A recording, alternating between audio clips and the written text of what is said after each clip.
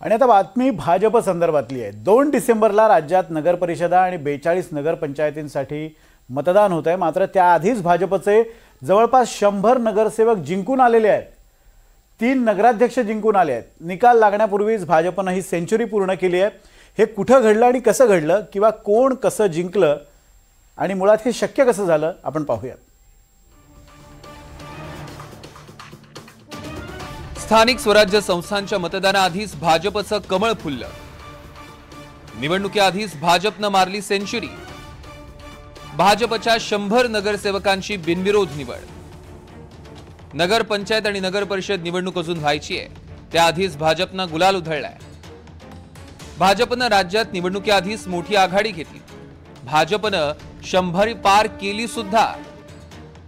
निवडणुकीआधीच भाजपच्या 100 नगरसेवकांची बिनविरोध निवड झाली आहे। भाजपचे बिनविरोध जिंकलेले नगरसेवक 100 तर बिनविरोध 3 नगराध्यक्ष निवडून आले। कोकणात भाजपचे 4 नगरसेवक, उत्तर महाराष्ट्रात 49, पश्चिम महाराष्ट्रात 41, मराठवाड्यात 3 तर विदर्भात 3 नगरसेवक बिनविरोध निवडून आले। धुळ्यामधल्या दोंडाईच्या नगर परिषदेमध्ये मंत्री जयकुमार रावल यांच्या नेतृत्वाखाली सर्व 26 जागांवर भाजपचे उमेदवार बिनविरोध निवडून आले। संपूर्ण बिनविरोध ठरणारी दोंडाईच्या नगर परिषद ही राज्यातली पहिलीच नगर परिषद ठरली आहे।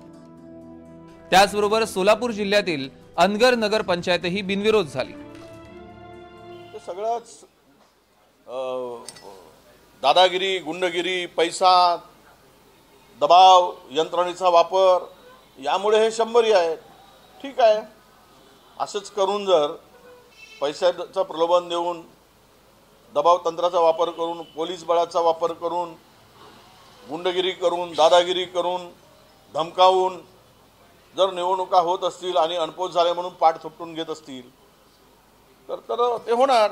मला सांगा, गिरीश महाजनांचीच बायको काय येते, रावलांचीच आई काय येते? एखाद्या सामान्य कार्यकर्त्याची बायको किंवा कार्यकर्ते निवडून आले बिनविरोध भारतीय जनता पार्टीकडून का होत नाही ते दाखवा।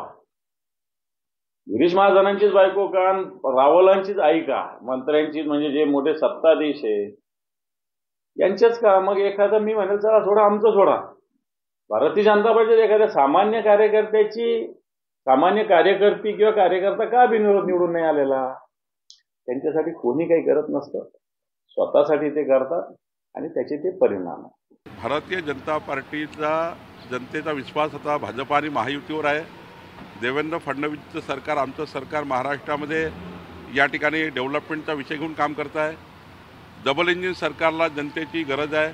जनता डबल इंजिन सरकारच्या मागे उभी आहे। मोदीचं सरकार, देवेंद्रजीचं सरकार हेच विकास करू शकते ही भावना जनतेमध्ये आहे आणि म्हणून मोठ्या प्रमाणावर भाजपा आणि महायुती निवडून येत आहे।